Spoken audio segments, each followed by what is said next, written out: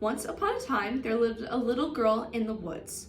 Wherever the wind blew, she wore her warm scarlet cloak, and so her family called her Little Red Riding Hood. A story originated by Brothers Grimm. One breezy day, her mother said, "You must take this basket of cherry pies to your grandma's house. Follow the twisty path and jump over the puddles and never talk to the big bad wolf." And just like that, Little Red Riding Hood was on her way. She followed the twisty path and jumped over the puddles until she came to a bramble bush. As she was skipping along, a thorn spiked her scarlet cloak and held her tight. "Keep still, my dear," boomed a deep voice. "I'll soon set you free." Just then the thorn snapped, the cloak flapped, and Little Red Riding Hood was free at last. "Thank you," she cried, but all she could see was a tall, dark figure standing in the woods. "Where are you walking to all alone?"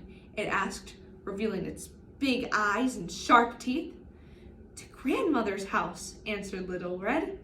"She lives at the other end of the woods in the cottage with the green door." And just like that, the tall figure melted back into the woods. Little Red Riding Hood did not know who she had just met, and so she continued to wander along happily, singing tunes to herself. Finally, Little Red arrived to her grandmother's house. "Let me in, Grandma," she called cheerily. "I have a basket of sweet cherry pies." "Let yourself in, dear," replied a croaky voice. "I am in bed with a nasty cold." Little Red Riding Hood lifted the latch and stepped inside. Someone was tucked up in Grandma's bed, wearing Grandma's favorite nightcap. The room was dark, so Little Red Riding Hood had to creep in closer. "Grandma, what big eyes you've got."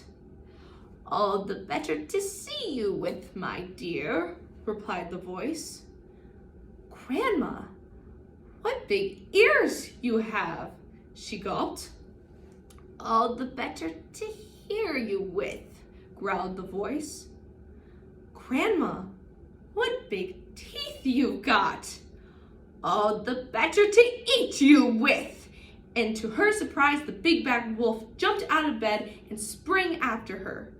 Little Red Riding Hood saw his big fat tummy and let out a scream. "Help! The big bad wolf had just ate my grandma and is trying to eat me too." Luckily, there was a woodcutter nearby who heard her scream and ran to the cottage door.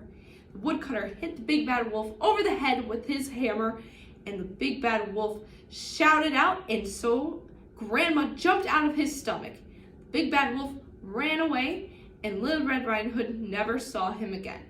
From that day on, Little Red Riding Hood learned to never talk to strangers ever again. The end.